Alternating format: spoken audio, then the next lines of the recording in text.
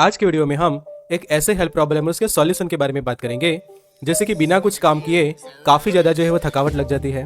मतलब कि आप ये जो पर्सन देख रहे हैं वो आपको काफ़ी थका हुआ दिख रहा है। फिर दूसरा हम प्रॉब्लम हम देखें तो बिना वजह अक्सर आपके पैरों में दर्द रहता है, स्पेशली लेग्स के ये जो पॉइंट्स है यहाँ पे आपको काफ़ी ज़्यादा जो है वो दर्द महसूस होता है। फिर तीसरा हम सिम्टम देखें तो आपके हाथ और पैर जो है वो कई बार पीले दिखने लग जाते हैं।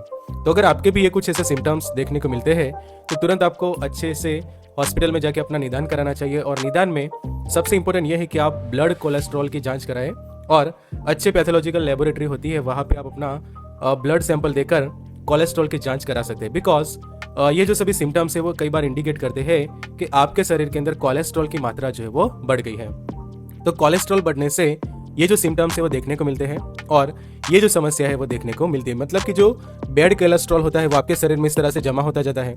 इससे दिक्कत ये होती है कि आपकी जो ब्लड वेसल्स होती है कि जो ब्लड है वो अलग अलग ऑर्गन और ऑर्गन सिस्टम की ओर ले जाता है कि जो ऑक्सीजन वाला जो ब्लड होता है हमारे शरीर का, तो वो इस तरह से छोटी हो जाती है, नैरो हो जाती है और उसके कारण जो ब्लड सही अमाउंट में जो ऑर्गन्स तक पहुंचना चाहिए वो नहीं पहुंचता और उसके कारण आपको थकावट सी लगती है। कई बार आपका शरीर जो है वो येलोविश देखने को मिलता है और कई बार पैरों में भी उसके कारण दर्द जो है वो महसूस होती है। तो तुरंत आपको अपनी जांच करानी चाहिए।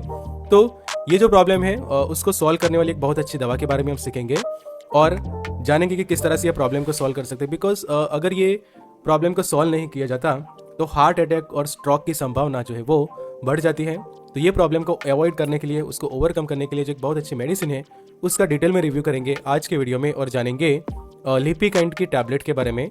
तो जानते हैं डिटेल में लिपिकाइंड के बारे में और ये जो सभी चैप्टर्स है उसको हम कवर करने वाले हैं आज के वीडियो के अंदर। तो शुरुआत करते हैं सबसे पहले चैप्टर से कि उसकी एक बेसिक इंट्रोडक्शन हम यहाँ पे समझते हैं। तो लिपिकाइंड जो है उसका ब्रांड नेम है और ये ऐसे क्लास की मेडिसिन है कि जिसको हम HMG कोएंजाइम रिडक्टेज इनहिबिटर्स या फिर शॉर्ट में कहे तो स्टेटिन्स क्लास के मेडिकेशंस कही जाती है। बिकॉज उसका जो सॉल्ट कंटेंट आप देखो तो उसके अंदर है एटोरवास्टेटिन लिखा है।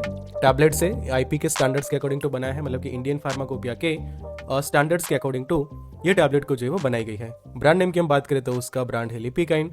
सॉल्ट हो गया है उसके अंदर एटोरवास्टेटिन और उसकी जो स्ट्रेंथ है वो 10 मिलीग्राम जितनी रहेगी।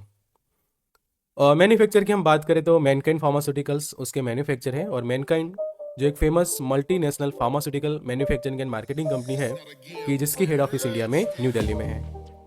अब समझ लेते हैं यूज़ के बारे में। तो लिपिकाइंड का जो कंटेंट है एटोरवास्टेटिन की, जो हमने शुरुआत में ही समझा कि जब कोलेस्ट्रॉल बढ़ जाता है शरीर में तो वो कोलेस्ट्रॉल को कम करने के लिए ये मेडिसिन को प्रिस्क्राइब की जाती है। मतलब कि जब शरीर में हाई कोलेस्ट्रॉल है तब ये मेडिसिन को यूज़ किया जाता है और उसको प्रिस्क्राइब किया जाता है। फिर हार्ट अटैक को प्रिवेंट करने के लिए, स्ट्रोक के प्रिवेंशन में और जो हाई ब्लड कोलेस्ट्रॉल है उसके ट्रीटमेंट में एटोरवास्टेटिन की जो टैबलेट है उसको प्रिस्क्राइब की जाती है। फिर जो स्ट्रोक का जो प्रॉब्लम होता है और उसका जो रिस्क है उसको अवॉइड करने के लिए, उसको ट्रीट करने के लिए ये मेडिसिन को जो है दी जाती है। अब समझते हैं लेबल के बारे में। तो एटोरवास्टेटिन जो है उसका सॉल्ट कंटेंट हो गया, RX यहाँ पे लिखा है, मतलब कि ये प्रिस्क्रिप्शन बेस्ड मेडिसिन रहेगी। मैनकाइंड का यहाँ पे आप लोगो देख सकते हैं। शेड्यूल H की ड्रग है, यहाँ पे वार्निंग लिखी है कि जब भी उसको रिटेल में बेचा जाता है तो प्रॉपर प्रिस्क्रिप्शन के साथ ही बेचा जाता है। टैबलेट के टाइप की हम बात करें तो यहाँ पे लिखा है फिल्म कोटेड टैबलेट है, मतलब कि टैबलेट के ऊपर एक प्रोटेक्टिव कोटिंग की गई है। मॉइस्चर से उसको प्रिवेंट करना है, बिकॉज कोटिंग इसीलिए की है कि अगर उसको कोटिंग ना करते तो मॉइस्चर के कारण ये टैबलेट खराब हो सकती है। तो उसके ऊपर एक प्रॉपर कोटिंग किया हुआ है और उसको हम कहते हैं फिल्म कोटिंग टैबलेट। फिर 30 डिग्री या उससे ज़्यादा टेम्परेचर पे उसको स्टोर नहीं करना है। तो जब भी उसको मेडिकल स्टोर पे स्टोर की जाती है तो टेम्परेचर 30 डिग्री से जो है वो कम होना चाहिए। बच्चों से ये खास दूर रखें और जो फिजिशियन डॉक्टर है उनके डायरेक्शन के अकॉर्डिंग ही उसको जो है यूज़ करते हैं। इसीलिए शेड्यूल H की कैटेगरी में ये टैबलेट को जो है वो रखा गया है। येलो पैकिंग में अवेलेबल है और एक पैकिंग में टोटल 15 टैबलेट्स जो है वो आपको मिल जाती है। और वर्किंग की हम बात करें तो ये काम कैसे करती है, तो ये मेडिसिन हमारी बॉडी में कोलेस्ट्रॉल के प्रोडक्शन के लिए जरूरी एंजाइम को ब्लॉक करके अपना काम करती है, जिसका हमने आगे देखा कि HMG coenzyme reductase inhibitor drug है। मतलब कि ऐसे एंजाइम को ब्लॉक कर देती है कि जो कोलेस्ट्रॉल बनाता है और वो एंजाइम ही ब्लॉक हो जाएगा तो जो कोलेस्ट्रॉल जमा होने से जो आर्टरीज वगैरह जो है वो ब्लॉक हो जाती है या फिर जो आपकी ब्लड वेसल्स ब्लॉक हो जाती है वो वापस अपने नॉर्मल कंडीशन में धीरे धीरे आने लगती है। तो ऐसा होने पर काम जो कोलेस्ट्रॉल है वो कम हो जाता है और पेशेंट का जो प्रॉब्लम है वो सॉल्व होता है और जो बैड कोलेस्ट्रॉल की मात्रा है वो शरीर में रिड्यूस हो जाती है। डोज की हम बात करें तो जो ऑफिशियल उसका जो डोज है दिन में 10 मिलीग्राम से लेकर 80 मिलीग्राम जितना रहता है एडल्ट पर्सन के लिए। और ये टैबलेट जो है 10 मिलीग्राम की है, तो खासकर उसको 2 या 3 टैबलेट के डोज के तौर पे प्रिस्क्राइब की जाती है। बट खास ध्यान ये रखना है कि अच्छे से डायग्नोसिस और कोलेस्ट्रॉल की मात्रा कितनी है उसी के अकॉर्डिंग टू जो फिजिशियन डॉक्टर होते हैं वो आपका डोज जो है वो फिक्स करते हैं।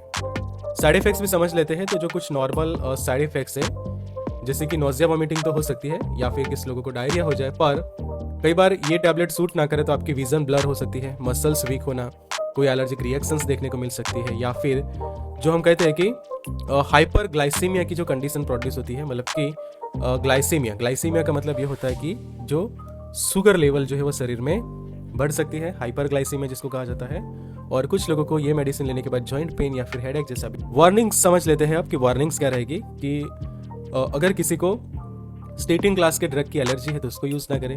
फिर आपके मसल्स ऑलरेडी वीक है और डैमेज है तो ये मेडिसिन को यूज़ नहीं करनी है। प्रेगनेंसी पीरियड में उसको प्रिस्क्राइब नहीं किया जाता। फिर लैक्टेशन पीरियड मतलब कि जो लेडीज़ है वो मान लो कि ब्रेस्ट फीडिंग करवा रही है अपने बेबी को, तो वो पीरियड में भी आप उसको यूज़ ना करें। और किसी का लीवर फेलियर है या फिर डीकम्पेंसेटेड सिरोसिस की कंडीशन है आपके शरीर के अंदर, मतलब कि लीवर रिलेटेड कोई प्रॉब्लम है, तो उसको यूज़ ना करें। प्रेगनेंसी कैटेगरी में बात करें तो उसकी कैटेगरी जो है वो डी है। सो डी में कभी भी यूज़ ना करें, या और जो ब्रेस्ट फीडिंग पीरियड होता है वहाँ पे भी उसको यूज़ ना करें। ड्रग ड्रग इंटरैक्शंस की हम बात करें तो यहाँ पे जो लिस्टेड मेडिकेशन है जैसे कि कीटोकोनाजोल, फ्लूकोनाजोल, मिकोनाजोल जैसी एंटी फंगल दवाइयाँ है, एबेकाविर जैसे एंटीवायरल, जेंटामाइसिन, टेट्रासाइक्लिन जैसी एंटीबायोटिक्स और सेफालेक्सिन जैसे एंटीबायोटिक्स के साथ ये कॉम्बिनेशन में कभी भी यूज़ ना करें, बिकॉज उनके साथ ये ड्रग ड्रग इंटरैक्शंस करती है।